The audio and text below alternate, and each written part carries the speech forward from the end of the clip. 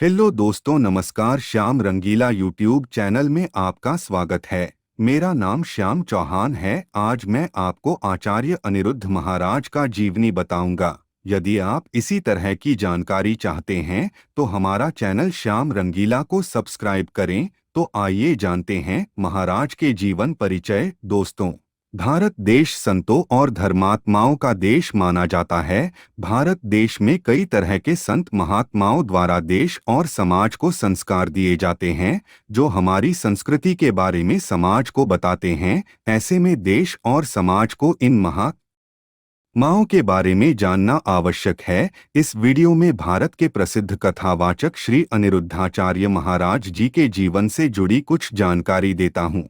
परम पूज्य महाराज श्री अनिरुद्धाचार्य जी का जन्म 27 सितंबर 1989 को मध्य प्रदेश के जबलपुर में हुआ था। महाराज जी के बारे में बताया जाता है कि बाल्यकाल से ही अपने गांव के राधा कृष्ण जी के मंदिर में रोज ठाकुर जी की पूजा में अपना पूरा ध्यान लगाते थे। कहा जाता है विष्णु वराह भगवान की नगरी इनकी जन्मस्थान से महज 9 किलोमीटर की दूरी पर रिम्बझा नामक जगह पर स्थित है। इसी जगह इनका जन्म हुआ था। इनका परिवार पारंपरिक गौ भक्त था। इस वजह से गौ माता की सेवा करने में महाराज जी को बहुत आनंद मिलता है। आज भी गौ सेवा इन्होंने जारी रखी है। कहा जाता है महाराज जी को गौ माता के बछड़ों के साथ में खेलना बहुत पसंद आता था। जब महाराज जी बाल्यावस्था में थे तब से गाय चराने जाते थे। अपने साथ हनुमान चालीसा और गीता लेकर जाते थे, जिसका यह रोज पाठ किया करते थे और अपने साथियों से भी इसका पाठ करवाते थे। अनिरुद्ध आचार्य महाराज जी के 2 संतान भी हैं। उनकी पत्नी को लोग गुरुमाता के नाम से जानते हैं, परंतु उनका असल नाम अभी तक मीडिया में नहीं आया है।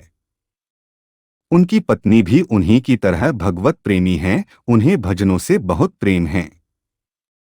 महाराज जी के कार्यों की चर्चा करें तो सबसे पहले यह एक बहुत अच्छे कथावाचक हैं। यह अपने कथाओं के जरिए लोगों को समाज को अच्छी राह पर चलने की राह बताते हैं, ताकि हमारे देश और समाज का अच्छा विकास हो और सब लोगों की भावना भगवान की भक्ति में लगे। यह हमेशा अपनी कथाओं के जरिए लोगों को भगवान भक्ति से अपने जीवन को अच्छे से जी सके। अनिरुद्ध जी महाराज गरीब, असहाय और जरूरतमंद लोगों का सहारा बने हैं। यह अपनी संस्था में गरीब कन्याओं का विवाह कराते हैं, ताकि गरीब लड़कियों की शादी आसानी से हो पाए और उनको भी अपने जीवन में खुशियां मिल पाए। काफी अधिक मात्रा में लोग इनके आश्रम, उनकी संस्था में हजारों रुपए दान करते हैं, ताकि असहाय लोगों की मदद हो सके। संपूर्ण भारतवर्ष में श्री महाराज अनिरुद्ध आचार्य जी ने लगभग 500 से ज्यादा कथाएं की है। प्रत्येक धार्मिक कार्यक्रम में वृद्धि माताओं बहनों की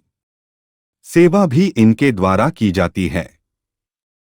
इनका एक ही लक्ष्य रहता है कि यह दुखी वृद्ध जनों की सेवा कर सके और समाज को अच्छा संदेश प्रदान कर सकें।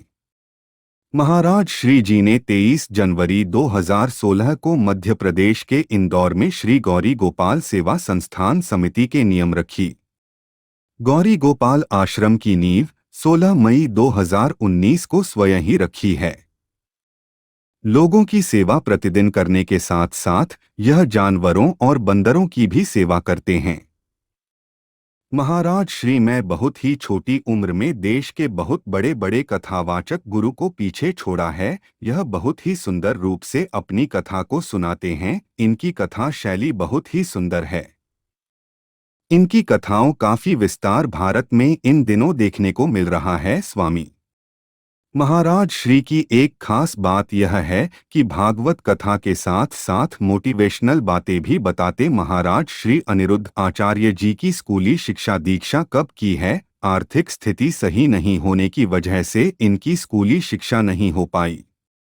महाराज अनिरुद्ध आचार्य जी बचपन से ही वृंदावन आकर संस्कृत भाषा में अध्ययन किया और इसके अलावा जितने भी हिंदू धर्म के ग्रंथ हैं उन सभी का अध्ययन इन्होंने किया। स्वामी जी ने अपनी शिक्षा गुरु महाराज गिरिराज महाराज जी की शरण में ही पूर्ण की है। स्वामी जी का मन बाल्यकाल से ही अध्यात्म की ओर लगा रहा है, इसलिए इन्होंने वृंदावन आकर अपने गुरु की शरण में अनेक हिंदू धार्मिक ग्रंथों का अध्ययन किया और अपने भविष्य की शुरुआत एक कथावाचक के रूप में की और भक्ति भाव गायन के तौर पर शुरू की। अनिरुद्ध आचार्य जी महाराज का धार्मिक कामों में हमेशा से ही मन लगा है और धर्म के रास्ते पर चलने की वह हमेशा लोगों को प्रेरणा देते हैं। ना हो इसी के साथ वह हमेशा गौ माता की रक्षा के लिए तत्पर रहते हैं। दुनिया में सभी धर्म के लोगों को अपने धर्म और सिद्धांत और उनकी विचारधाराओं की जानकारी होना आवश्यक होता है, तभी अपने धर्म के प्रति लोग समर्पित रह पाएंगे। इसी वजह से अनिरुद्ध महाराज हिंदू धर्म में निवास करने वाले लोगों को हमेशा धर्म के मार्ग पर ही चलने के लिए कहते हैं।